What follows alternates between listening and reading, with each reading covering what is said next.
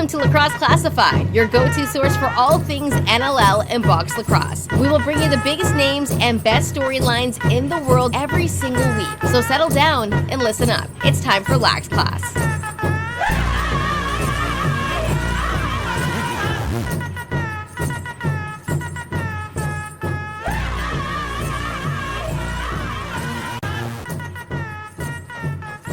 What's going on, lacrosse fans? Welcome back to Lacrosse Classified. Right here on the home of it, the Lacrosse Culture Daily Podcast Network. LacrosseCultureDaily.com is where you want to go. Not just for the podcast, but check out all the stuff that LCD has to offer for you for lacrosse coverage. It's just me. It's just Jake Elliott here off the top. Bit of a different kind of a program here to start EP 358. Lucas will join us or join me in a little bit here. So I'll tell you what's coming up on the program off the top. Well, maybe I'll do this first. I haven't done anything for the better part of 4 days or so. Have not left the house since Friday. Actually got out today here on Tuesday, which is, of course, Truth and Reconciliation Day here in Canada. And it is a statutory, quote, holiday for most Canadians. But I do want to take a moment just to say that although, I want you to enjoy your day off, spend some time with your friends, your family, have some fun, do whatever you're going to do, but also take time to, if you have the opportunity to get out and be a part of something that is going on in your community or city or town or whatever, try and do that. And if you can't do that, then take some time to do some learning. Either online reading, find a movie or a documentary that you can watch. Just kind of try and educate yourself a little bit about why you have the day off today. I know this is going to be a day late, but regardless of that, do it anyways. If you didn't do it when you were supposed to do it on Tuesday, do it now.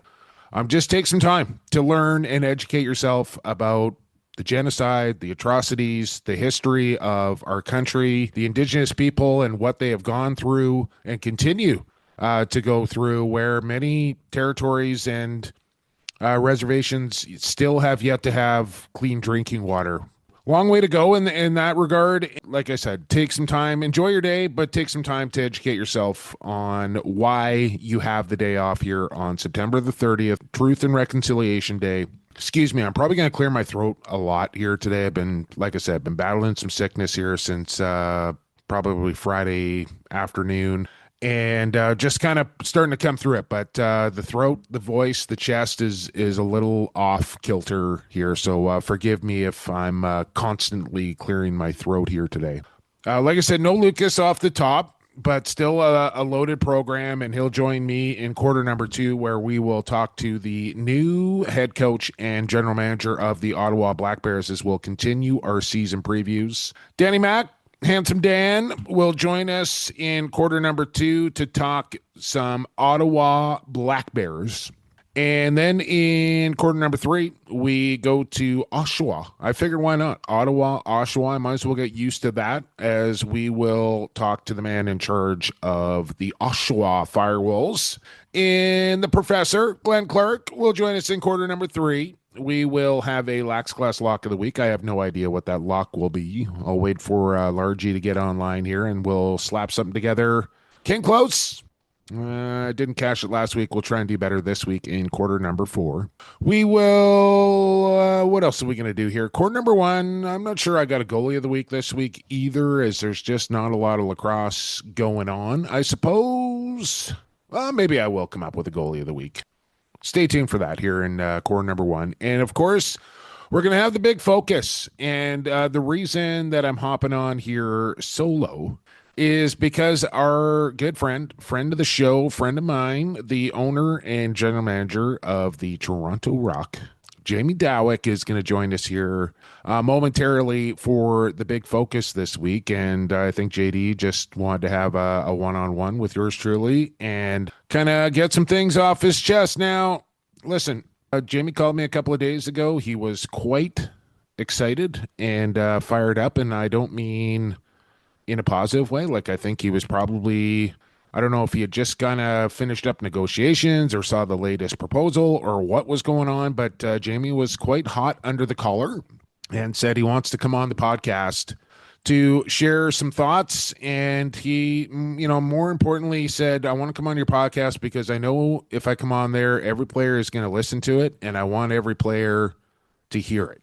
So he's got a message. I did, just full disclosure here, reach out to Reed Reinhold to see if he or Zach or both also wanted to join the show this week, just to kind of keep things balanced, because essentially at the end of the day, I'm just the messenger here. I'm just the vehicle to spread the word.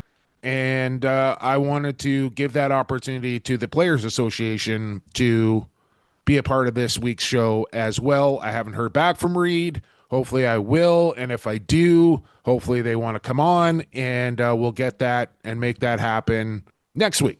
And we'll continue our season previews as well. So with all that being said, like I said, no Lucas, not a lot of chit chat off the top here. I figure we'll just get this open done, and then we'll get to the big focus here, and we'll welcome Jamie Dawick here to Lax Class 358. Time for the big focus.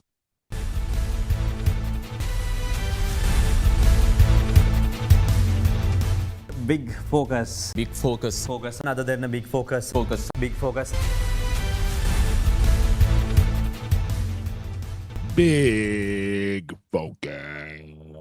Big. I know Jamie likes it when I do that. Big focus. Big focus is this week. It's like I mentioned, it's Jamie Dawick. It's brought to you by Rycor Construction. Can tell you that as well. They make it stand out over there at Rycor Construction. They are family owned, operating out of the Lower Mainland. Their brand new website is www.rycorconstruction.ca. You can see the work that they're doing on a daily basis on Facebook and Instagram at Rycor Construction Inc.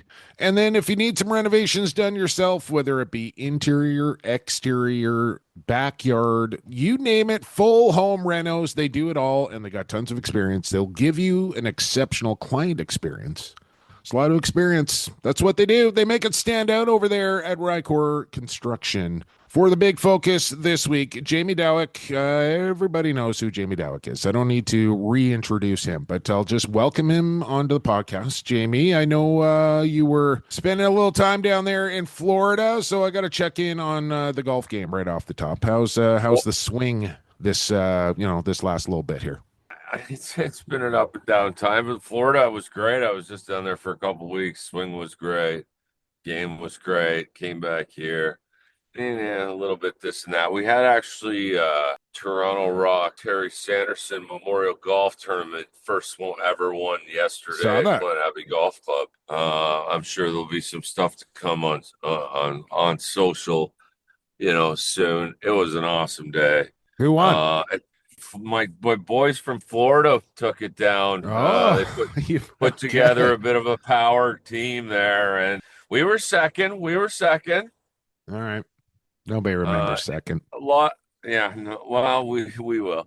We had, but it was pretty cool. We had 21 current players, past players, coaches playing with foursomes. Awesome. And then we had a ton of alumni, especially from our championship team. I mean, all guys with connections to T, and so that was must have missed my invite there. I didn't get the email on that. Well, not a personal one, but if you follow the Toronto Rock on social media, I'm sure you got your invitation. All right.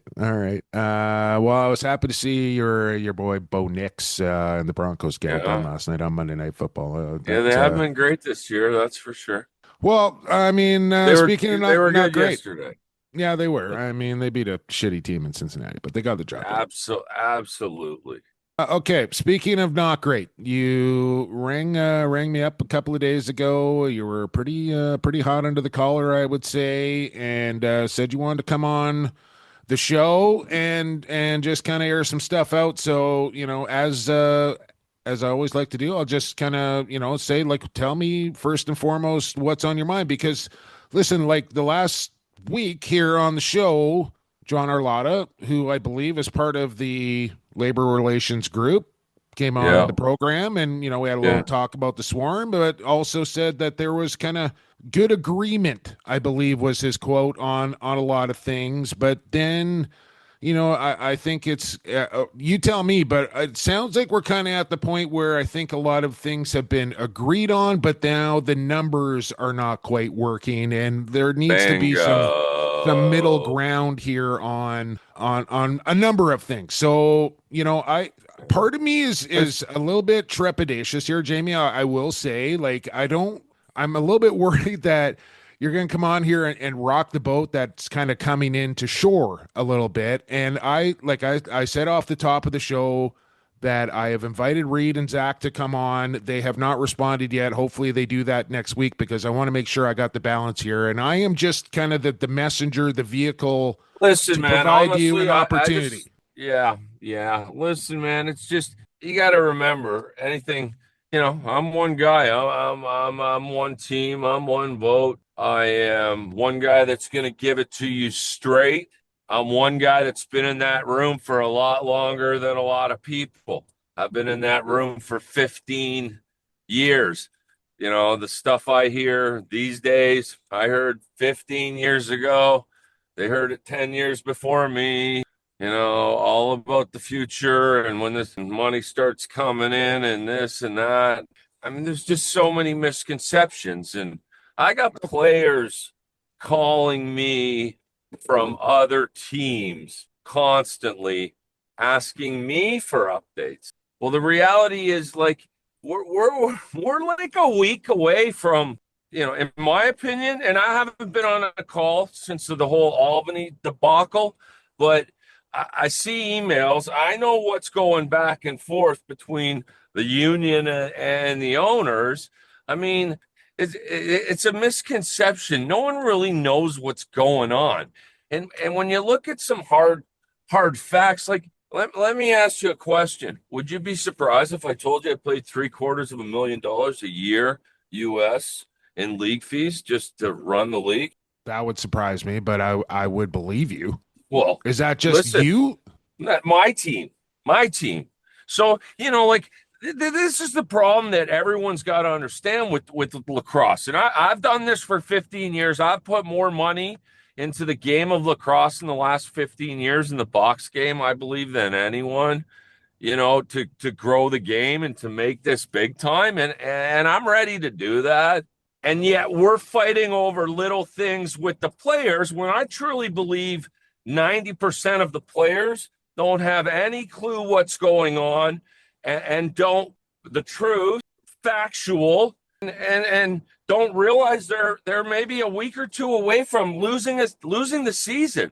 And if the season goes, who knows if there's a next? Who knows what the future of the NLL will be?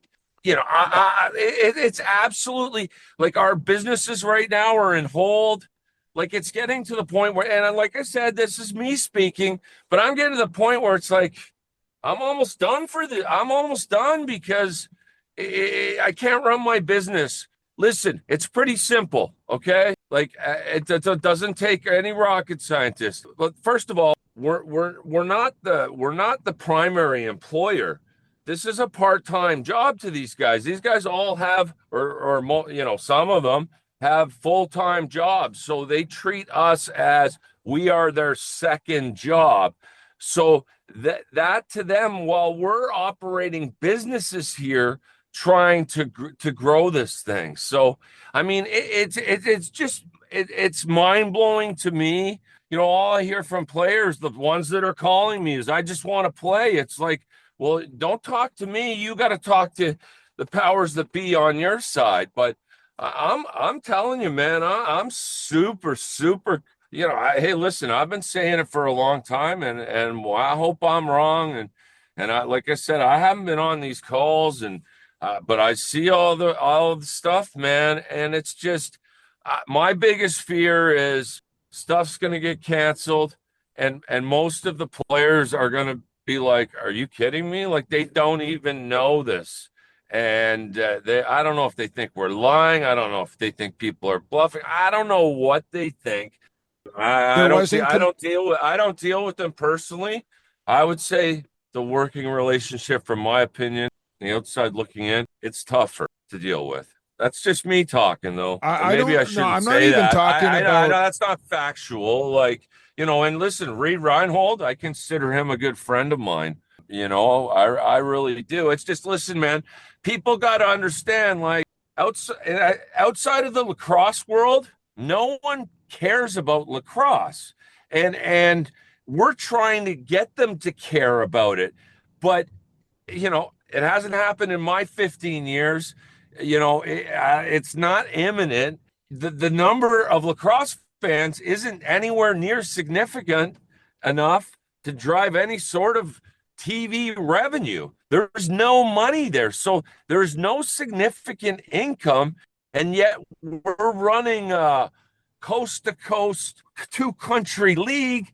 And it's a $15 million operating budget with pretty well zero income to it. And that's just to run the league. Let alone, so we all chop that up, and then we turn around and get absolute, and then really the only thing to income for your team is tickets. If there's no TV, significant TV revenue, there's no significant revenue. Ticket sales, sponsorships doesn't come anywhere near close to the $6 million budget. Where is the corporate sponsorship for TV, Jamie? Dude, where is there's that? Listen, the numbers aren't there.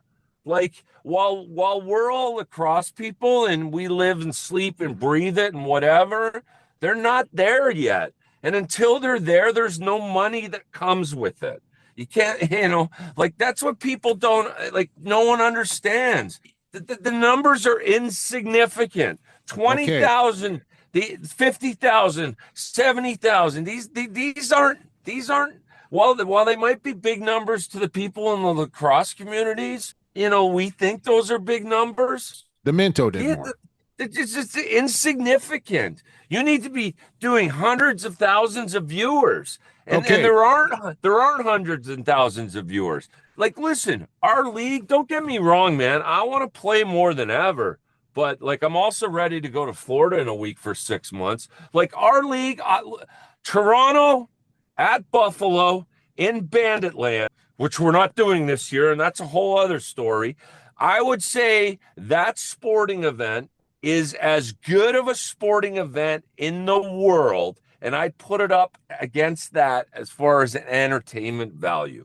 But for some reason, we haven't been able to get that yet out to the masses where we start getting hundreds of thousands of viewers. With hundreds of thousands of viewers turns in TV, or not TV, streaming revenue. And that's the only significant revenue that's going to change the economics of this league and save this league, really. Without it, you basically have every team individually losing a ton of money. And when you're losing a ton of money, for all of us, it's for different periods of time. But for me personally, for 15 years, when it's like you've been questioning all this stuff, for me personally, I get the sucker punch with Albany, and then I'm fighting over little things that my conversations with the players I know, and I know a lot of them, they can't believe that these are the things that are slowing this down. No one's asking these guys to take a pay cut. If we didn't pay the players a penny, I'd still lose a lot of money this year. So I think really in the current state, the players are lucky we still, this is still going, and they get paid a good penny to play, which is a part-time thing for them. And, if they don't like it and they don't want to play, they can choose not to do that. It's imminent. Like, you'll know within a week or two, in my opinion, whether we're going to have a season. Because we're talking about, like take a place like Calgary with a brand new visas, a brand new building coming in with arena dates. Dude, and if they can go in there and make $500,000 on a concert, and they're holding the date for a Roughnecks game, like, you know what the problem is? And if we don't play, then all they see all the good on the not doing it, and that's why you worry about the future of the league. So I hate how like, I don't know. I understand. Do we know what the sticking points are, Jamie? Like vet max, franchise max. Is it term on the length? Listen, Like, what do we? I'm not going to get into the specifics on that. Listen, the union's job is to, get the best deal, I guess, for their players. They represent their players, I from the outside looking in, I just feel like the players don't know what they're doing, and like when I tell their players, we're in jeopardy of losing this season, they're all generally shocked and don't understand and are happy with the current situation, because like I said, no one's being asked. I see people say, oh, pay cut, like that. It's just, so much false information that it goes out to people, and it's just like, it's crazy, man. It's crazy. So I'm just going to say, it's like part of the biggest challenge with the National Lacrosse League, the fact that we have 14 different owners with 14 different financial situations. No, it's not that at all. That doesn't affect it, because that's not what it is. Like, there's guys don't become billionaires and this and that because they're losing money all the time. And Page it was and set agree, up Jamie. with Agree it was on set up by everything. Russ Klein and Mike French and these guys, 4 teams in a combined little area with local players. And it's just evolved over the years into the sense that, it's coast to coast and you're flying commercially in this and that. Like, when I joined the league, it would cost about $3 million to run a team for a year 15 years ago. Today, that's $6 million. My revenue, ticket sales, and sponsorship for the Toronto Rock has basically been flatlined for 15 years with a million different approaches, a million different this, that. So while my revenue, and it wasn't good enough 15 years ago, so while your ticket sales revenue and sponsorship number didn't cover the cost back then, and the cost to run a team has basically doubled in those 15 years. Like, when we were paying $500 a flight, now you're paying $1,000 a flight, plus you're paying for baggage. I mean, it's just, the business model does not work unless a TV deal comes. And if a TV deal doesn't come, to me, the business model doesn't work. And I mean, is there somebody working on that, Jamie? Like, as far as listen, that's not a question. Listen, honestly, I'm gonna. Well, I just wonder about the sponsorship thing. I'm not your guy. I can't be your guy. Like, I don't have that information. I'm not talking to anyone right now. I'm not happy with the league, personally, for lots of reasons, which I've stated a bunch of times here. Like, I'm just focused on the Toronto Rock. But, like, I can't run my business. I can't order things. I can't do this. I have a new arena opening. Booking flights. To know. I want to know, are we playing this year or not? Like, I want to play. But if we're not playing, like, tell me today so I can just shut all that stuff down. And, maybe you and I do a disc golf podcast and we'll check me out in a year. Like, we'll see you next summer, Like, I don't know what to say. I'm sick of it, man. Like, I get the process and whatever, but a lot of bad information, a lot of misinformed people. I've been through this, I've heard it from different groups with PLPAs, different player reps, different owners, different everything. I've been through it as long as anyone in this league. It's just becoming a headache, and it's just becoming tiresome. I think you'll start seeing things canceled as early as the end of this week. And it's like, you're talking training camp, or are we talking first couple of weeks of the season? I don't know what they're doing. Like, to me, you can't. I just, like, are you booking flights for guys right now for training camp? No, dude. No. I'm not spending any money that I can't. Personally, I'm trying not to spend any money that's not 100% fully refundable to me, because honestly, I don't believe we're playing. And I hope everyone can say, Dawick, the dummy, he was telling you this. And when we play, I hope that happens. I'll stand up and take my shots. I just don't believe it, man. I've checked out, man. I'm not even, like I said, I'm not involved. I'm not thinking about it. I see all the offers. I know where I stand on it. I'm planning on being a scratch golfer this winter and playing 3 times a day and not a care in the world. tell me this then, if you've been through this, you Yeah. know, if one side's sending a proposal to another, like how long does that take to put a proposal together, and then how long is it gonna take? Years. Okay, so if you, I mean, No, when you're no word. negotiating a CBA though, Jamie, like you're Pardon going me? back and forth, you're trying to find the number, You know, if you hand something over to the PA, how long do you wait or expect to wait before Listen, they have a both of reply those. or vice Listen, versa? as far as I'm concerned, both sides are slow at responding to the other one equally. Like all I've heard is for months is how we're trying to get this done, and we're urgently. And to me, urgently is when two groups sit down at a table and you don't leave the room until the deal is done. And to me, that should have been done 2 months ago, so we could. I mean, we haven't even done free agency yet, dude. Like, I mean, honestly, it's a mess, man. It's a mess. And I think, you know, everyone needs to realize, players especially, I mean, they're not missing paychecks right now, but, you know, and I got a son that plays in the league, but, you know, Christmas is right I think around the corner. I think they take for granted this league. I mean, I feel like you're getting paid money to play a game you love that most of you would play for free. I get you want to get as much as you think you're worth and whatever, but you know, like in 15 years of me being in this league, there's made a been dime. zero significant revenue. This league runs because you have a bunch of teams willing to pay for it to run and then pay for their own teams to run. End of story. Guys like Dawick and are individual guys, they're not the right ownership, you know. Maybe I'm not the right guy, you know. Like it breaks my heart because I've put in everything, time, effort, money, sweat, love for the last 15 years for this team, for this league. And like I'm probably getting a lot of shit for a lot of the stuff I'm saying right now, but because, you know, but I mean, like we always try and paint this picture, whatever. We saved 3 teams this summer. We saved 3 teams from folding. And we've got 1 or 2 more that, you know, have some issues, man.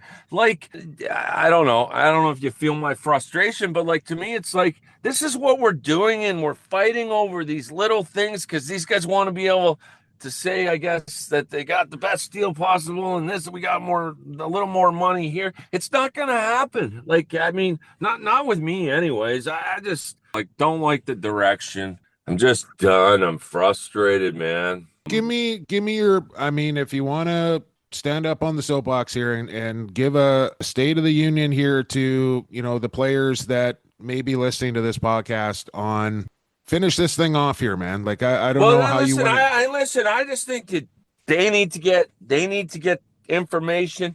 They need to get the right information, and you know they need to understand what's at stake in the next couple days. But I just don't believe that's the way honestly, my understanding, and I could be completely wrong, but the way the PLPA is set up, they don't have to really inform the players what's going on until they've reached an agreement internally, you know, with them and maybe the player reps. So, you know, that means 90% of the players in this league truly don't have to have any clue of what's going on.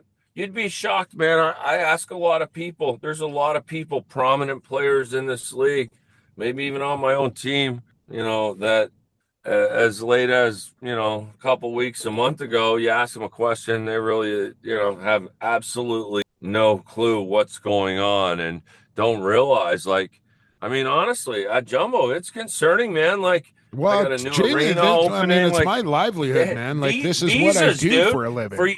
For you to get a visa to be able to be in Vegas and whatever, like you almost run out of time now. Like, yeah. You know, and yeah, no one feels it now, you know. So, but you know, when all these guys, especially the ones that don't have real jobs, you know, don't get their paycheck, you know, those paychecks come through the winter, you know, it'll be they'll feel it then, and you know, it's just listen. I'm all for taking care of the players and doing what you can, but it's gotten to the point where it's just for me, it's like.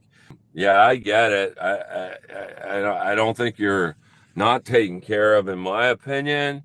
Like I said, I feel like, they're lucky that this league's still going in its current state because the business model does not work. And like I said, we're still we're trying, but when you're fighting stuff like this, that's where I just kind of say like, hey man, I could go spend $6 million somewhere else. every year? Yeah, you're damn right I could. I just don't need the headache, man. Like, good luck. We'll see. Well, We shall see, buddy. I'm coming away from this week feeling a little different than I was coming away. Well, it's just so from much last week. bullshit. Like, I see so many people. I see people that I don't even know who the hell they are telling me stuff that's just complete bullshit.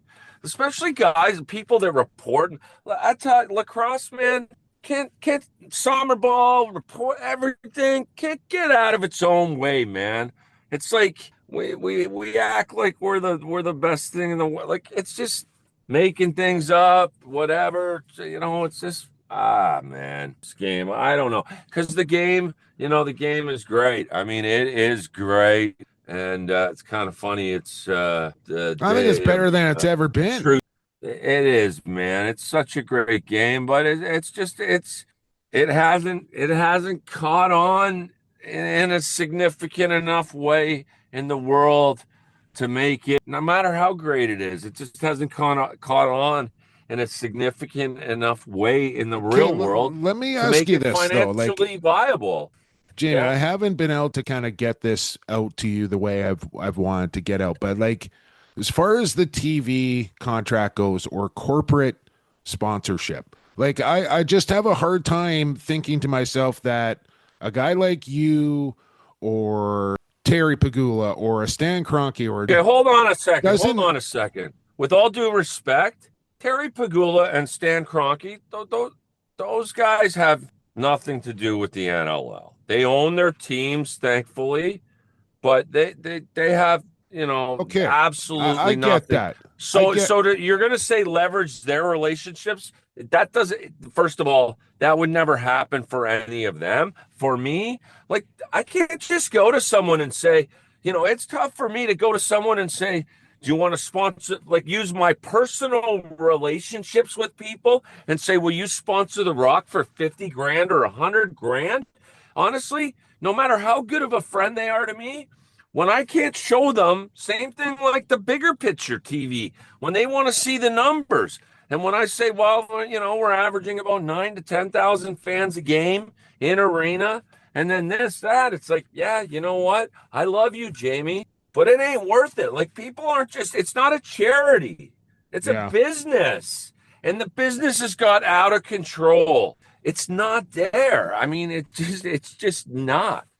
People don't just give you money. They need to be able to, like, sponsorship, TV stuff. Like, there's hardcore numbers that correlate with dollars and stuff like that.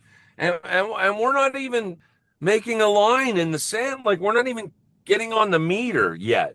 Now, is that ever going to change? I don't know. I guess if I didn't have a little faith that it would, I'd be gone already. But, I'm definitely not optimistic. It's been a grind. I don't understand. We've been through, like I said, lots of leadership changes, lots of team changes, lots of player changes, all of it. I've seen the whole cycle now. All right, Jamie. I hope the next time we talk, it's a more positive conversation. I'll just say that. Yeah, well, we'll see. I love what you do. I love what you do for the game, but I really do, and I might need a place to crash down there in Florida if I can't make my mortgage if we don't have an NLL season. So buckle up. I don't know what the boss is going to say about that, but hey, listen, man, I appreciate you talking to me. I'm so frustrated. I'm so disappointed. It makes me sick to my stomach to think that we might cancel this season, and to me, it's just unnecessary. But hey, I don't make those decisions, and time will tell. All right, man. I'll keep Peace my fingers out, crossed. my friend. Okay, there you go. There he is, Jamie Dawick, owner, general manager of the Toronto Rock. He's gone. Let's take a break. No, let's not do that. Let's go to straight to the Goalie Factory. I feel like I need to put some energy into to a shift at the factory after that conversation right there. So off to the Goalie Factory we go. Big save, Chiliano. Rebound call, Crime Stoppers. Vince just scored a goalie goal. Jameson somehow comes up with the stop. Larceny. And here's Shane Jackson off the bench. And there's Christian Del Bianco with a stick side save. Goalie Factory at Goalie Factory _ is where you're going to find them on Instagram, TikTok, Facebook, website at Goalie Factory _ Curtis Armstrong, Danielle Carey, Caleb and Marcus Kahn, Riley Brown running the show over there at the Goalie Factory. And I know Curtis Armstrong has just devised a brand new training program just for goalies. Now, you know, back in my day, like, I'm surprised I didn't get pigeonholed into playing goal. I think, you know, maybe I stepped in there a couple of times in minor, but I was like, yeah, this is not for me.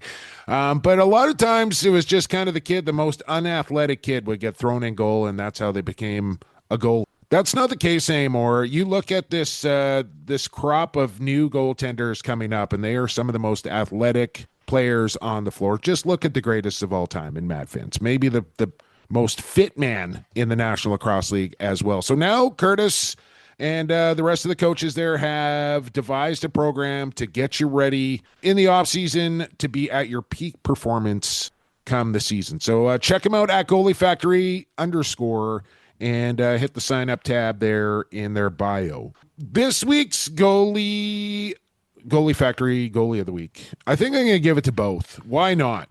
Atlas Cup was happening at Tierney Field in Maryland this past week. Haudenosaunee, Puerto Rico, USA, and Team Canada in both men's and women's sixes. Now, this segment is about goalies.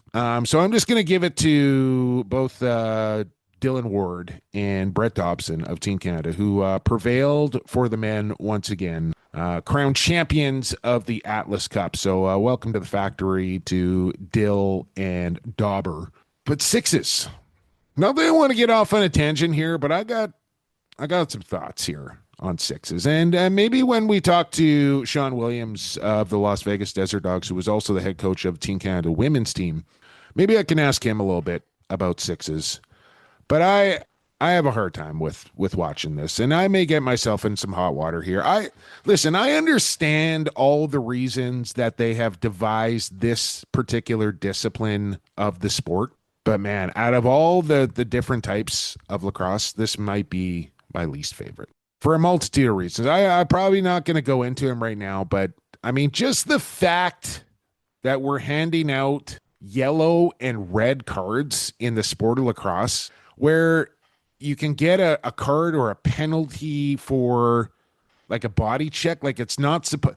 Lacrosse to me is a contact sport, and this discipline has seemed to take the contact out of the sport completely. And now we're starting to drift into the territory of soccer, handing out cards. This is not what I want to see when I think of the sport of lacrosse. So I'd like to see some other things, some nets get maybe shrunk down a little bit, a couple other rule changes, get rid of the cards. Like, why do we need that? Just call the penalty. Maybe a face-off or two. Anyways, this is not about sixes right now. This is about the Goalie Factory and Dylan Ward, Brett Dobson, Canada proud. This week's goalies of the week.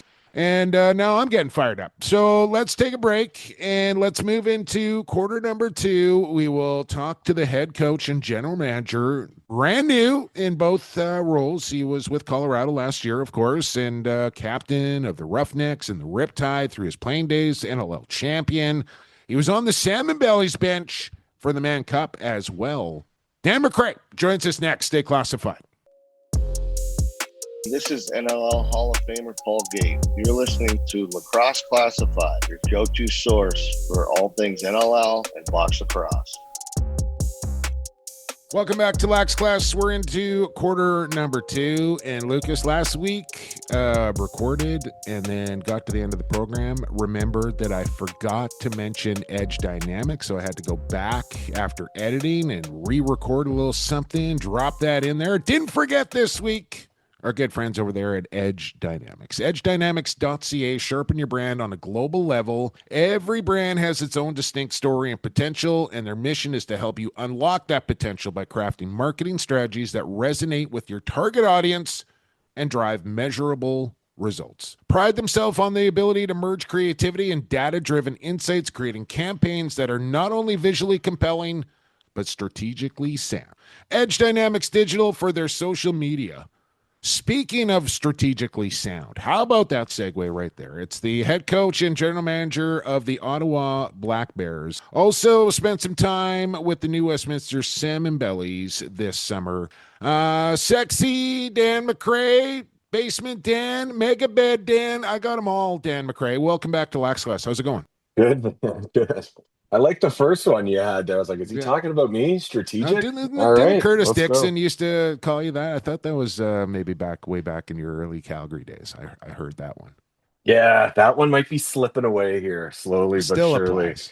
Still applies. Only when you squirt water on your chest when you get caught on camera. Yeah, that was on purpose. That's what my PR team told me to say. Well, why don't we start there before we jump into the Black Bears, Dan? Quite the summer for you and Sandbellies and the Man Cup and lacrosse in general. Like, I know you've been around the game for a long, long time. You've played in some big games. You won some big games. Have you ever been a part of something like that? Yeah, no, definitely not.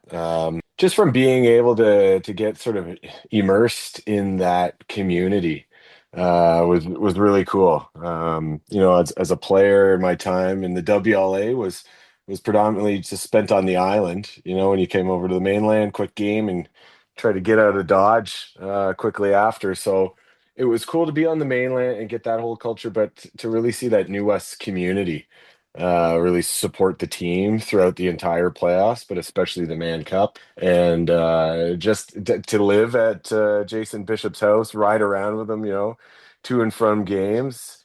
He may have called me the mayor once or twice before, but he's definitely the mayor of New West. People stop in his car, wave and talk to him. And, then he'd say, oh, yeah, I coach this girl on this team, or I coach that guy, play with my son. And he had a story for everybody in the community. And yeah, you felt that going into that arena. So extremely, extremely grateful. And I feel fortunate, to get a quick run there at the end of the season with them. Well, and then, for the Man Cup itself, to be inside that arena with it being sold out 6 out of 7, the drums go in. And on top of that, I mean, maybe some of the best lacrosse and teams that I've ever witnessed play.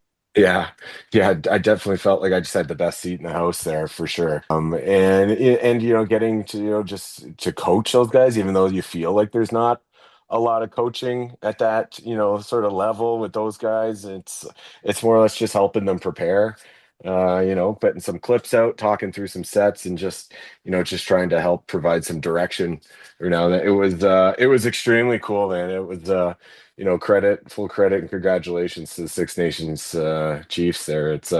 That's a hell of a team that they got over there, but we felt like we had it. We had it for Right there. a good little chance, to give them as big of a scare as anybody has in the last few years. So excited to see what the future holds for that group in New West.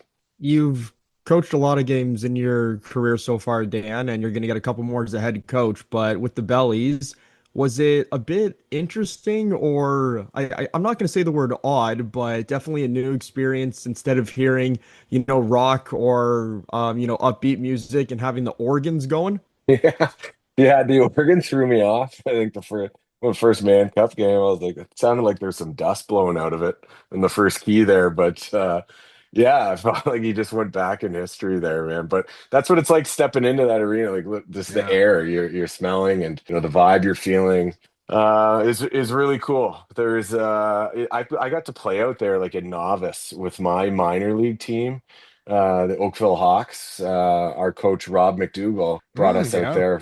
Yeah, The for Belly Bowl. It's probably the Belly Bowl you played in. Yeah, there's a novice one there too. And then we came back and Dorothy Robertson, I want to say. Okay. So Yeah. Rob was my head coach in minor all the way through and introduced the sport to me. Rob was also a professional artist, and he's the artist that drew the Jack Bionda portrait that's in the lobby there, Oh Queens shit, Park. eh? That's Yeah, cool. so I had a couple cool ties, and got to walk by the painting, give it a fist bump, and really had a lot of sentimental feeling. Rob's no longer with us Yeah. anymore; passed away a few years ago, so it gave some extra special meaning to that whole arena there for me. Absolutely. Here with Dan MacRae, and tell me, let's start here, Danny. How did it come about? Is this a job you went seeking? Like, did you have to apply for this? I'm assuming you went through a bit of an interview process. But tell me how it all shook out with you being hired as both the head coach and general manager.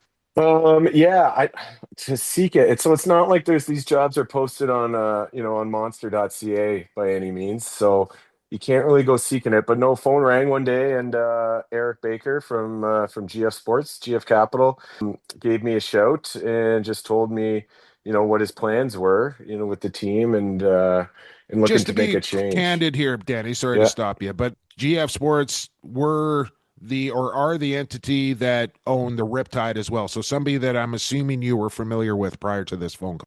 100%. Yeah. Okay. Yeah. Eric's sort of the face of GF Sports and GF Capital. So, yeah, when they own the Riptide, he's kind of the ownership group's face there. And we had a good relationship since I was the team captain and I was the PLPA or the union representative.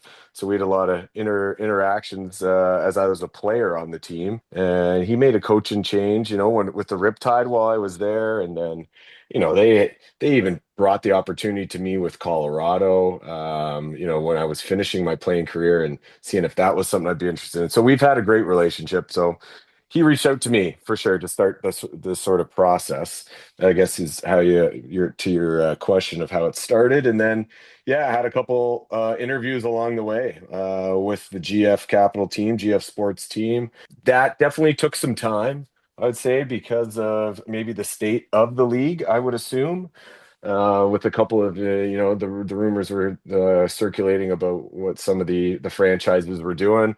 Obviously, Rochester changes ownership, so I think they were maybe waiting for the waters to sort of settle with that before anything. So I had a few interviews. Definitely, there was some silence, big and gaps in between that. So there's definitely a large portion of the summer I didn't know what was going to happen until we got it was pretty much through the first round of the WLA playoffs.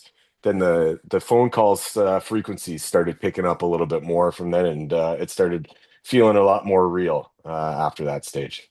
What are you looking forward to most being a member of Ottawa and at the helm of it for yourself, Dan?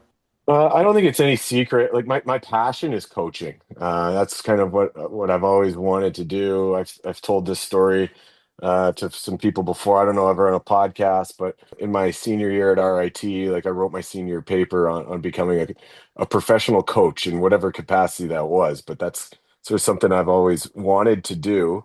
I'd like to That read that, Dan. I'd like to read that. Where can I? Yeah, you know what? That hard copy. Sorry, one of the dogs might have eaten it, but no, Okay. they let me pass at least. So I know it would have passed the class, but I don't know how good of a quality of paper that may have All been. right. All right. But that's the passion. That's why I got into coaching pretty much right after moving back to Ontario with the Oakville Buzz, when they were in Junior B, and with the Burlington Blaze or Burlington Chiefs in Junior A, which I've been doing that for pretty much the last 10 years now. And yeah, it's kind of got me to this point. So that's the passion. Love to just, help teams prepare, help guys, sort of, succeed and hit their goals and push and sort of break barriers and help them try to get to new levels. That's what I've always tried to do in coaching, and then that's kind of what I do in the day job as well. I manage a sales and recruitment team, so I do sort of the same thing there. So it's no secret that's what I like to do.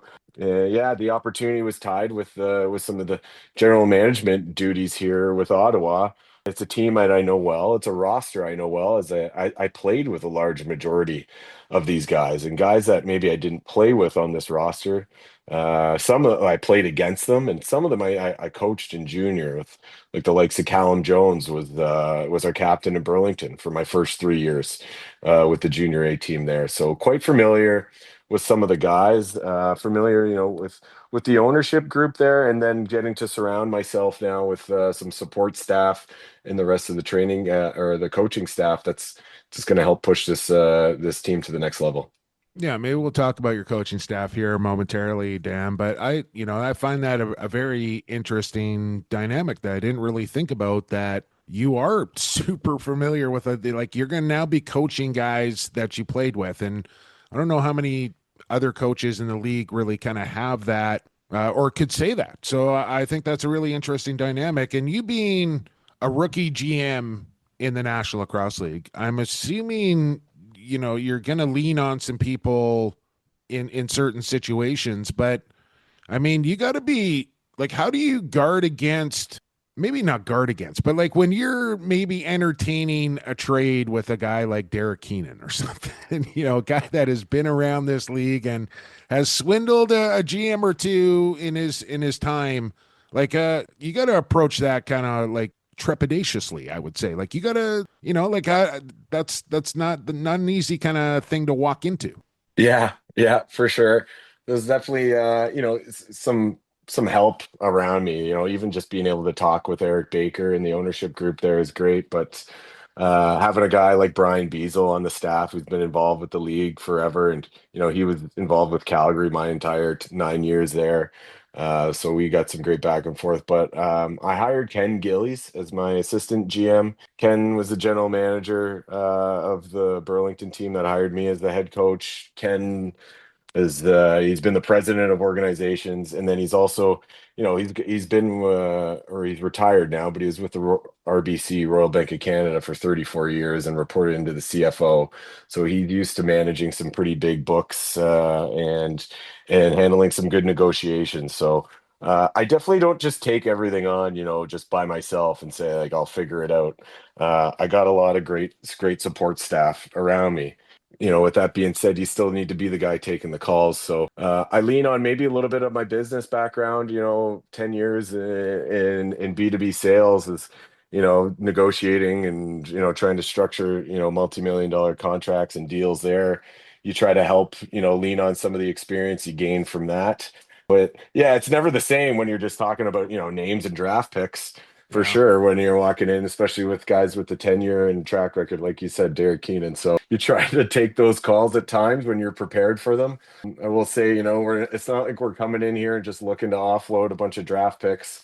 I think it's no secret, like we don't have like a huge Yeah. wealth of draft picks Yeah. to unload. So I think we're definitely being cautious, like on the picks in the future side of things. And yeah, just trying to put the best foot forward, but I'm using sort of the village around me. That's how I've gotten to this point in my personal career, just being surrounded by great people and teams. So that's trying to what I've tried to do here in Ottawa as well. Well, it sounds like maybe the players union and board of governors can maybe use you in the war room there a little bit, Dan, and just get that thing hammered out, man. If you got all that experience negotiating deals like that. Yeah, that deal, I don't know what I'm going to do to help, but anything I would love to. I've been on one side of the table. I guess you could say I'm on the other, even though I'm not sure what's going on in those meetings. I haven't been privy to any of them. So yeah, I just really hope they can figure it out soon. When you're coming to Ottawa and, Jake said it, Dan, you're a new head coach and a new GM in the league, but you've been fortunate enough to share the bench with NLL legend, that some people call him, and rightly slow, and Pat Coyle. What are some of the takeaways that you've learned from Pat that you hope to implement for your time with the Black Bears? Yeah, that was definitely a great couple of years there in Colorado. Not just to be able to work alongside Pat, to be able to call him a friend now is something that I'll cherish for a long time. But getting to learn how he prepares, how he sees the game as well so quickly and can make some adjustments in play, and then how he communicates. I think that's the biggest change for guys. Coming out of a playing career, trying to go into coaching, it's like how you want to communicate to guys that you were either just suiting up with, in the room, or like you've coached kids in junior. It's different when you get into this age bracket. You're talking to guys the same age as you, or sometimes older. So I learned that, yeah, from Pat is just the way that he communicates to guys. He's up front. He tells you, exactly what he's thinking, and I think guys really appreciate that at this level. But yeah, definitely some fun defensive schemes, systems and jumps that he likes back there that really gets your brain thinking as well. So yeah, I learned a ton from him and feel extremely fortunate to have spent just a short little while with Pat. But he was great having our side in the Man Cup there with New West, and just being able to pick up the phone and call him after a couple of the games there, and just talk with him and get his thoughts, or he could just lets you talk and he just listens. But yeah, I can't say enough good things about Pat Coyle.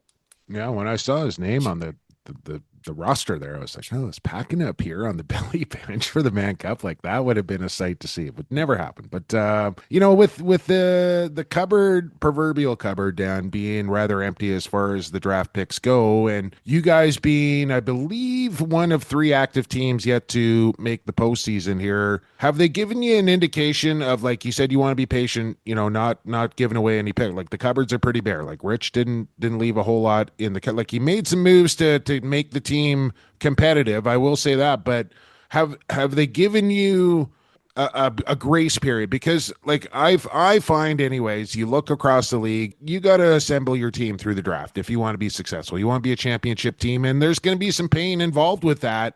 So has there been any talks of like, okay, like here's the 3 or the 5 year program here, or the plan? Yeah, no, like what they given me, and I think what they've given us is just like an opportunity here. Like I know what this league is. It's a year by year league, right? And like it's a week by week league. Like you win a game, you think you're the smartest guy in the world. You lose a game, you think the world's crumbling. So man, like we're gonna walk into each game and just take it one at a time. But like I think that this team is, and if they've shown it at stretches in this league, like they can play with anybody. So I think like the biggest thing for me just walking in as a coach, like day one, is just looking at it as like, hey, let's just try to get some consistency here, consistency in our preparation, consistency in our execution, and that should hopefully just come into a great on the floor product. But like from the general manager side of things, like I would agree with you. You gotta, to just say you're gonna walk in there and pay top dollar for, each free agent. Like we're not going to be able to obviously do that. And there's some teams that can and they have success. But yeah, we got to try to find some gems in the draft, and that's where I think our staff is one of the most competitive groups in the league. Like there isn't one guy on our staff that's in the war room for draft prep that isn't in an arena for the entire summer, right? We're like, I don't know if every team can say that, but like Bees is on the bench all summer. Dylan Evans is on the bench all summer. I know Sean Gillies, myself, were in an arena all summer. Roddy Wade's in arenas all summer for junior and senior programs. So we got eyes everywhere. I'm really happy with the way that the draft worked out. Being able to grab a guy like Liam Aston where we did, like we're thrilled with that. So we do have a first round pick for next year, and we got a bunch of others behind that. So we'll be looking to build there for sure. But like we got a really strong roster right now from depth positions, we find. So now we get to put the coaching hat on and really get to work and just try to maximize the output from the assets that we do have. Training camp is supposed to start in just under a month now, Dan. Hopefully a CBA does get ratified. So what have you started prepping for training camp yet? Has that been on your mind? Have you been up to the Black Bears practice facility? What's sort of been cooking in your neck of the woods as October is upon us? Yeah, I was lucky enough, got to go to Ottawa there this week, and did the whole media car wash with CTV, TSN radio. But then I got to meet with the rest of sort of the rest of the Black Bears, like Senators ownership side of the team. And Chelsea McDermott was taking me around. She's the VP of business operations there for the Black Bears, and got to go through the Canadian Tire Center, oddly enough, on the Senators' first day of training camp. So it was a pretty busy barn. They were getting ready for a concert later that night too, but got to see the practice facility, just a couple of minutes down the road. I'd be at the hotel there, Brook Street, and everything's just nice and close in Canada. So yeah, I got to see it all on the home team side of things for the first time ever, and meet the support staff behind the scenes, who's going to be helping sell tickets and get the name out there in the local market. But yeah, we have our schedule ready to rock for training camp. Having conversations with the entire roster and our leadership group, and prepping for each session for training camp, and practice sessions for the season, and we're getting ready for week one here already. Yeah, we're chomping at the bit. It feels real. I know we just need a CBA now here, and then we can get rocking and rolling. You mentioned Liam Aston. You picked up Andrew Dalton. You got Aiden Fern as Six Nations. Greg Elijah Brown, I think, is going to be a real sneaky pick for you here, Danny. Watch that kid at the Prezi, and there's some talent there as well. You mentioned you're not going to be looking for the top end, high end free agents, but have you had any conversations with either your guys that are unrestricted, or maybe some guys that you want to target once free agency opens? Yes, and yes. So yeah, we had 2 UFAs on our team this year. So following the union and the league guidelines there, and they both have they have their offers in front of them, ready to rock once they're allowed to sign here. Hopefully that's all good to go. And yeah, we're looking at every option, whether it's high profile UFA, if we can be competitive with them, or street free agents that are going to help us with some highly needed depth positions. I mean, is there any Yeah. areas that you do want to address with your roster, Dan? Like, do you want to target a certain, righty-o, lefty-o, D goalie? Like, is there any areas where you're like, yeah, I want to bolster that part of my team? Yeah, for sure. I don't think it's any secret that the radio was a side that we'd love to get a true high profile guy there to balance our floor and have a scoring threat from inside or outside, that's going to help alleviate the pressure there from Jeff T.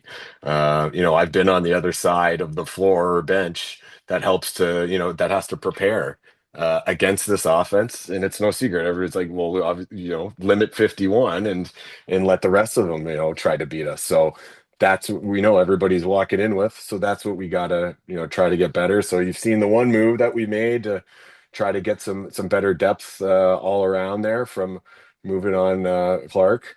But he's going to have an opportunity to play with his dad in a role that I think, and hopefully he will be successful in. But it gave us a few pieces there to address the areas that we're looking to. Radio is up there, getting some depth at the lefty D position, but obviously we're more than happy with where our goaltending sits, and what the lefty O side is at there, and with the rest of the defense. So yeah, there's the shopping list for you, Jake. I don't think it was any secret, but that's what we're looking for. You mentioned Tager Clark, moving on from him, Dan, which brings me to my question with Oshawa and Toronto going back to Hamilton. What are your thoughts on the new corridor of teams of Ottawa, Oshawa? Boy, that's gonna be a tongue twister to say. I'm surprised I haven't screwed that up yet. But with Ottawa, Oshawa, Toronto, and even going down into Philly and Rochester, like those 5 teams are in Lake Ontario. What are your thoughts on it, and which team are you looking forward to playing to the most this season? I'd say if I'm a player in this league, hopefully it's a good thing. Like the travel is just less, right? So you don't have to maybe connect through 2 or 3 flights to get to Albany, which is, I know what guys flying from Vancouver or anywhere in the US is usually your minimum 2 to 3 flights, or you just get in the car for 5 to 6 hours. So yeah, I think that's a positive, but I really just hope it's a positive from the league perspective. I hope we have some stability from the franchises and the locations, and I hope we can get some stability in ticket sales, right, and just get a good presence. But for players and I get coaching perspective, we got to travel every weekend. Sure, it's great. It's a plus. But I played for Calgary for 9 years. 4 of those I was living in Ontario, and the last 2 going to Colorado. There's guys that have done it for a lot longer than me. They're used to it. But if you give them the option to drive down the QEW, for a couple hours rather than sitting in Pearson Airport, I think they'll take that. Now, I don't know. second part of I drove that QEW this summer, Danny, and I don't know, man.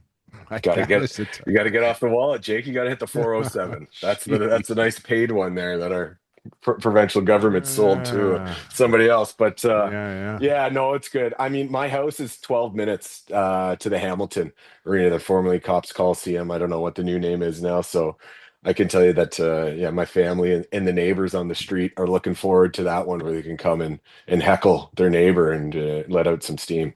There you go. All right, Danny. Well, maybe I'll end off on this. You mentioned, season tickets and fans showing up. I don't know if you got your finger on the pulse there, but obviously wins are going to bring more fans in. But do we know what the fan base is going to look like this year in Ottawa? Yeah, we're looking to hopefully it's going to be better than last year. But yeah, we have more Saturday games, no Sunday afternoon games. We're You really guys got a excited really good about our schedule, eh? You guys got a really good schedule this year.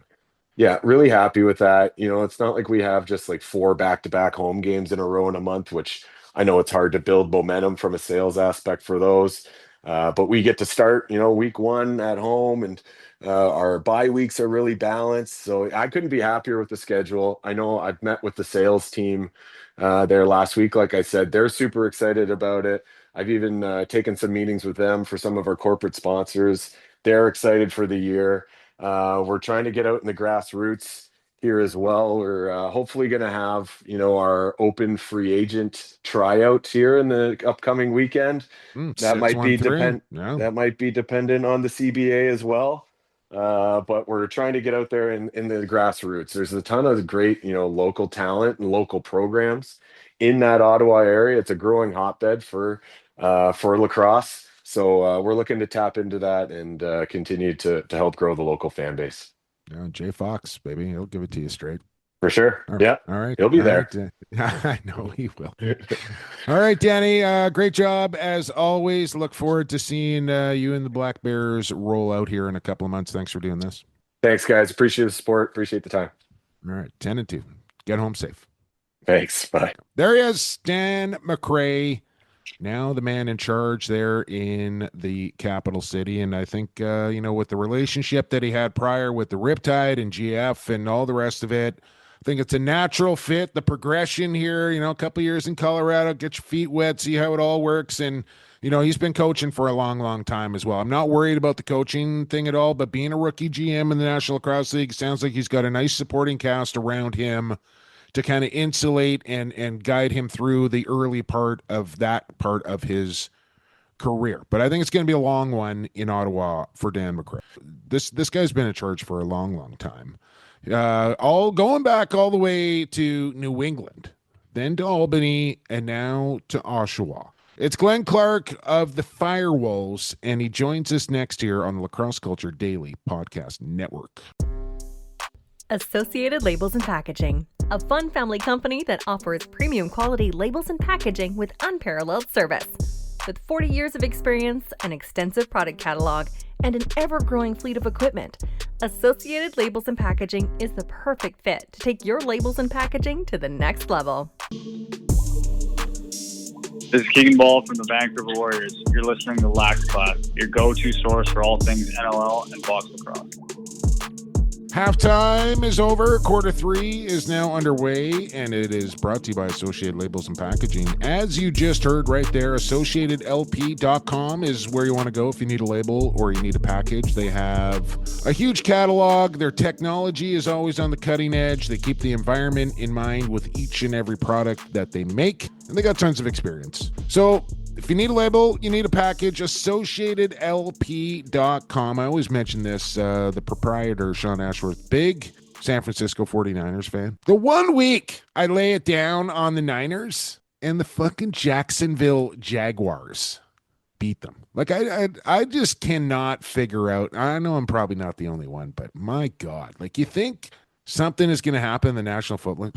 The exact opposite tends to happen as far as I'm concerned. I don't know how to segue out of that, so I'll just welcome Glenn Clark to the podcast. Now, Clarky, I don't know where you are right now, because I think the last time we did this probably about a year ago. I mean, you had made the move to Albany. You've been there for a long time. So are you still in Albany right now, or what is the plan? Have you made the move going back to your hometown? Like, what's going on? No, thanks for having me on, Jake, and nice to meet you, Lucas, for the first time. We are in Albany, so we're going to stay in Albany at least for a year. My two older boys are in Ontario, doing big boy stuff, but I have two younger ones that are down here in school doing sports. And by the time the move was announced, we were maybe a week outside of them starting school. They'd already started their hockey, so we're gonna assess throughout the year, but we're down here for now. What's the trip from Albany to Ottawa? Oshawa. Oshawa. Is there a drive? It's both. About 5.5 hours if I drive, and then the one issue is there's no direct flights Albany to Toronto, so I'd have to connect into Toronto and then drive from there. But I'll do probably both. Now, Lucas, you jump in here. You kick it off with the professor. The Professor. Okay, well, Jake just gave me my first question. How did the nickname Professor come about for yourself there, I don't know if Clarky? we've ever asked you this on the pod. I want to look forward to this. It was when I was playing for Toronto, back when we started in Toronto, one of the big things was they were giving everybody nicknames and, they'd announce and everything. It was, a lot of, pregame type of stuff. And I think it was actually Steve Toll just came up with mine. I was a school teacher and he said I was always like reading books and doing stuff cerebral. So he called me the professor and it stuck. So not a real interesting story. I think Toller they were running how it they were happens, under man. the gun to give people nicknames. So only You in probably these don't know type of this, environments. but probably an old teammate of yours and Kevin Linton back in your Coquitlam days. Yeah. Guy that gave me the nickname Jumbo. Oh, really? Okay. Yeah. Yeah. So there I you think go. they were just under the gun for nicknames. So Yeah. threw it out there. Okay, listen, speaking of Toronto, let's start here, Glenn. We just had the guy from Toronto and Jamie Dawick on the podcast to have a little CBA update this week. Stay tuned for that. But, there's a guy that's not particularly happy about the move for the Firewolves. But aside from Jamie, I tend to think this is going to be a positive thing for the team, for the league. Tell me how the process kind of happened and how you landed in Oshawa. Well, I mean, a little above my pay grade in terms of the process, but we weren't having the success that was required in Albany. We put a lot into the market, did a lot with school program, community engagement, and for whatever reason, just didn't translate into a sustainable amount of fans. I mean, we had some great fans, some loyal fans, but just not enough to sustain a team in the market. So I think through the searches of possible locations, Oshawa became an option, and there was a lot of excitement from their end. Discussions happened, and we eventually ended up landing there. And Lucas mentioned he was at the press conference. There's been a lot of excitement, a lot of hype, very well received. It's one of the hotbeds of lacrosse in Canada. It's relatively close to where I grew up. I played for Brooklyn. I played for Whitby. So I'm very familiar with the area as well. And I think it's going to do really well. I think the support's going to be there. I think the craving for that level of lacrosse is embedded in the area, and I think it's going to do very well. Well, I do as well, Glenn. But with that being said, I know we do have a lot of Albany Firewolves fans that listen to the podcast. Some very passionate ones. So I don't know if you've had a chance to kind of address that fan base or, just to kind of say goodbye and thank them for your time there in Albany might be something you want to do here on the podcast. Yeah, I've seen some individually. I haven't done a sort of a global statement. I know our one owner, Oliver Marty, has really made an effort to reach out to a lot of different season ticket holders. And in fact, some of my neighbors are season ticket holders, and they mentioned that he called them personally and talked through the move and those types of things. And I mentioned that we had a great fan base. We had a lot of loyal fans, but when you're talking about pro sports, we just didn't have enough. And it's unfortunate because that segment of the community embraced us, were passionate, and the crowds weren't big, but they were energized, they were exciting. The event was exciting. And it's disappointing because as you mentioned, I moved down here. I embraced the community and we live down here. We do kids go to school, they play sports, and we love the area. So it was a disappointing day. It was a sad day for the family, but I understand what pro sports is and what pro sports has to be. It's tough when you consistently sort of try and engage the community and it just for whatever reason didn't work out. So yeah, I mean, you're a team that did go to the finals, right? Like it wasn't like there wasn't the on floor product wasn't good or you weren't winning games. Like, I mean, you guys did your part on the turf. Yeah, and we built a good, exciting young team and a team that's going to be sustainable and be competitive for a while. So product was great. People that got to the arena loved it. We embraced a lot of new fans and developed a lot of new fans. And again, everyone says, well, what happened? What happened? I mean, it's a hard question to answer.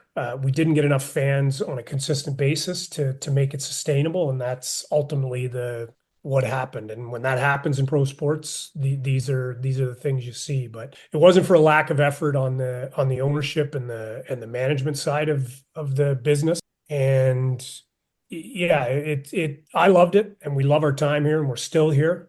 So it's certainly disappointing. Now that you've made the move to Durham region, you're playing in Oshawa, Glen. I mean, you said it yourself along with Oliver Marty at the press conference. You're playing in the building of the Generals, and you know that there's a lot of history there. What are you looking forward to most playing in Durham, where it's a hotbed of lacrosse and a lot of talent has come out of there? Feels like a bit of a homecoming for me, to be honest. It's nice to be back. And I think how the community is going to embrace it. I mean, you were at the press conference. The mayor was there, the town council, the member of parliament. I don't know what the head count was there, but I mean, it was quite well attended. And there's a lot of hype. There's a lot of excitement. And I didn't really think of it in this context, but I think the mayor mentioned it. He said, this is the first time Oshawa has ever had a professional sports team. You know, I didn't really think of it in those terms, but it is exciting for a community that embraces lacrosse. And the NLL is the top version of that product. They've got such good lacrosse in the Oshawa and surrounding area. So this is going to be an exciting opportunity for the community to embrace lacrosse in the NLL. Here with Glenn Clark of the Oshawa Firewolves, and normally, Clarky, you got some picks in the first couple of rounds here, but not this year. You don't make your first pick until the third round at number 36 overall. But I will say, a lot of people saying that this guy could be the steal of the draft, getting him at 36 in the third round in local product to my neck of the woods in Jackson Fridge. And I'm sure you're familiar with his father in Darren as well. I really like this pick. I really like this player here in Jackson Fridge. Yeah, we were surprised as well. I mean, he was certainly projected to go much higher. And as the board, and it's funny, there's always a couple of those every year where it's just teams are picking for need or position, or they're sort of locked into somebody that they think is going to be there, and all of a sudden somebody surprises you. So there was a lot of activity with people calling me as that pick was approaching, trying to get it and to get him specifically.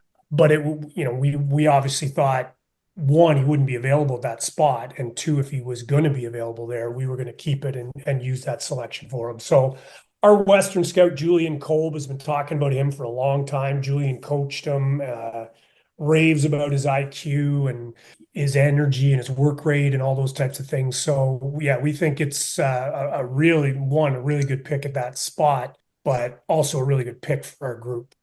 And you mentioned us not having first round picks. We're so young and we're so pick heavy over the last couple of years. I think it's 9 first rounders in the last 4 drafts that are in our lineup. Yeah. And it's a little bit by design, to be honest. We wanted to let these guys grow and percolate a little bit instead of continually getting younger. So we're what do you got in 27? What do you got in 27? I got 2 firsts and 2 seconds in 27.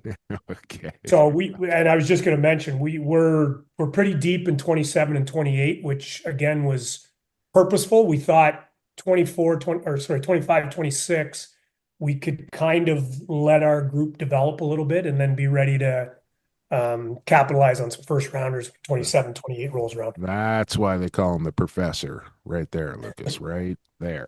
I can see why. You mentioned Jackson Fridge, Glenn, guy that I grew up playing with. You got 2 picks later in Dante Koulis. Talk a little bit about what you like out of him on the right side of offense. We wanted some size and some jam, and we think he can do both. And again, we needed an offensive righty, and we thought that was the best available player at that position, at that pick. So we like the potential, and when you get into the third and fourth round, that's what you're picking. You're picking for potential. You want to see, you want to grab something that you think can surprise you and maybe be something that can develop into an NLL player and a productive player for you, hopefully that year, but certainly in the years to come. So we liked a lot about him. He's played senior, he's played with men, he's a good size and got a skill set. So we thought it's the timing and the need was worked for us. Well, you're probably going to get a little bit of that with Howie Francis as well, son of Brandon Francis. Different players, mind you, Howie than what Brandon was during his playing days, but big lefty, kind of an unknown commodity, right? Like didn't play a whole lot of high level box lacrosse, but I think he's been kind of one of the better players on the teams that he has played. And until you kind of get him around other players of similar caliber, you're not going to really know what you got. But I think you might have a bit of a sneaker there with Howie Francis as well. You're keeping, thankfully, the same jersey color scheme, because I was a little worried that you were going to go away from that. I'm glad you're keeping it. I will say, though, Glenn, and I know there's probably still people being put into place and what have you, but the website roster needs a little updating.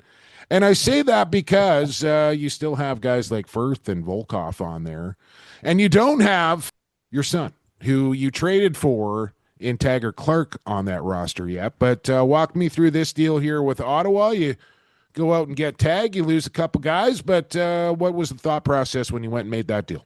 We made that deal actually at the draft. It was happening while we had the Zoom and the war room going and everything else with my guys. We made that deal at the draft, and it came pretty quickly. We only talked about it for a couple of days with Ottawa, and there was, different inquiries and back and forth. But we were looking for that type of player. We wanted a bigger body, an inside out type of player. We had a couple guys targeted, but we wanted to have a bit of a space creator for Simmons and Kurtz, eliminate a little bit of the pounding that they take and sort of save them from doing that. Tag's grown into that player. He's become a big dude. He plays inside out. He plays with some speed. He can move some bodies, and he's getting good at that sort of inside out drive pick and playing to the far post. So we wanted that. He's ready to play for me now. He wasn't during the draft. He didn't want it. He didn't want the nepotism. He didn't want it to be. That's part of the reason you probably didn't draft him in the first place, right? Oh, he was a hard no. Yeah. He did not want that. We talked about it because we had a pick in and around where he was projected to be and a need for our group as well. But he really was adamant about, I kind of want to cut this on my own. I want to see where I stand without having that sort of scepter or that, that speculation. I get that too. I get that. I respect that from him, that he kind of wanted to do that first. Yeah. And now he's 2 years deep, and he's played a few years of senior A, and he's sort of developing into his own player. And quite frankly, it was a piece we needed. So we didn't necessarily go out seeking it, but then Ottawa had some asks from us, and it was a fit. So I think it was a good fit for both groups.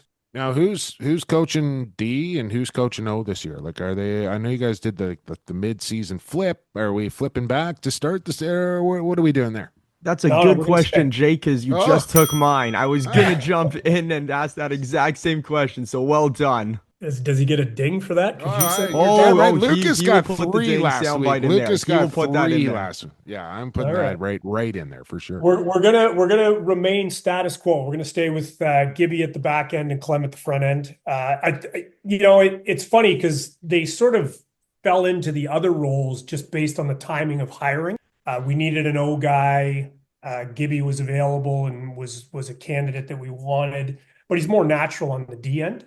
So switching them gave us a little injection last year, gave a different voice, gave some different ideology and sort of approach to both ends of the floor. So we liked how that went, and we're going to continue with Gibby at the back end and Clemmer on the offensive door. You have a lot of returning guys, obviously, Glenn, and you're going to add a couple more throughout training camp. But one guy in particular is your starting goalie in Jameson. coming off yet another Man Cup victory for himself. I know he's pumped about that. What are you liking out of him that you saw this summer with Six Nations, and what kind of season are you hoping that he has again? Just more of the same. I mean, Dougie's You don't the have thing to I worry like about about him. Dougie. You What's don't have that? to worry. You don't have to worry about Yeah, Dougie. Like and Dougie's just gonna come and be Dougie. yeah, he just I the thing I like about watching Dougie is I've used this term with him before, is economy of movement. He sort of floats around the net. He's not jumping a lot, but he's anticipating. And when Dougie's smooth, Dougie's good. He's sort of gliding into saves, and he will make the spectacular at time, but a lot of times he's anticipating, he's reading the play so well, and he makes it look effortless. And I saw a lot of that in the Man Cup in the playoffs when I watched Dougie. So just more of the same. I mean, it's comfortable when you know you have an elite goaltender, and we know we have that in Dougie. So it's one of those positions when you don't have to worry about it. It's a nice thing, and that's what we have in him. I'm looking at your roster. I do not see a whole lot of open spots up for grabs here, which is a good thing for a coach and a GM to have going into, what may be an abbreviated training camp, if at all, here, Glenn. But have you been in contact with any unrestricted free agents? Are there any areas of your team that you'd like to kind of supplement if you can attract a guy or two? Yeah, we have. It's a bit of a strange free agency period because you can talk to free agents, but there's no CBA in place, so there's no real negotiations that go in place. It's more about introductions and sort of garnering interest. But we've talked to a couple guys because you always want to add talent, and in our case, veteran leadership would be good for us as well. But you're right, we don't have a lot of turnover because we had a lot of turnover the last 3-4 years, and really committed to building through the draft. So we want to let that percolate. We want to let that grow. We want to let that mature a little bit over the next couple of years. But adding a couple of veterans, if we could, through free agency, would certainly be on the wish list. All right, Lucas, I'm done. Or what? You got anything left in the tank here for Glenn Clark? Yeah, just one quickly for you, Glenn. It's kind of a two-parter. Have you gotten your new Oshawa Firewolves gear yet? And I've heard rumors that it's going to be available in merchandise stores soon at the Tribute Community Center. You got my mailing address over there too, Glenn. I know I got a little three-quarter when can hoodie zip up there. when can I expect to make the 15-minute drive down to Oshawa from my house to go pick up some stuff? So interesting. No, I haven't got any merch myself, but my wife actually was the merch person while we were down in Albany. So she's been transitioning with person in Oshawa, kind of doing the initial stuff. So there's been lots of chatter and lots of communication back and forth, but I don't have a date for you yet, Lucas. But it will send it here, and then I'll send it to Lucas. That's what we'll work out. You'll be the mule. Yes, the donkey. That's me. Glenn, congratulations to you and Oliver on the move to Oshawa. I think it's like I said, I think it's going to be a fantastic thing for everybody involved, maybe except for Jamie Dawick, who's not happy about it. But I'm hoping he'll get over it. That's all we can do. Thanks for doing this. You're welcome, Jake. Agree. I think it's going to be good for the city and good for the game as well. Thanks for having me. All right, man. We'll talk soon. We will. There you go. There he is, head coach, GM of the Oshawa Firewolves. I almost said it right there, but Oshawa Firewolves, it is and it will be. And that means just one more quarter to go here on the big show. Quarter number 4 is coming up next. Lax Class Lock of the Week, and we'll get you out of here. Stay classified. This is Jackson Webster, and you're listening to Lax Class.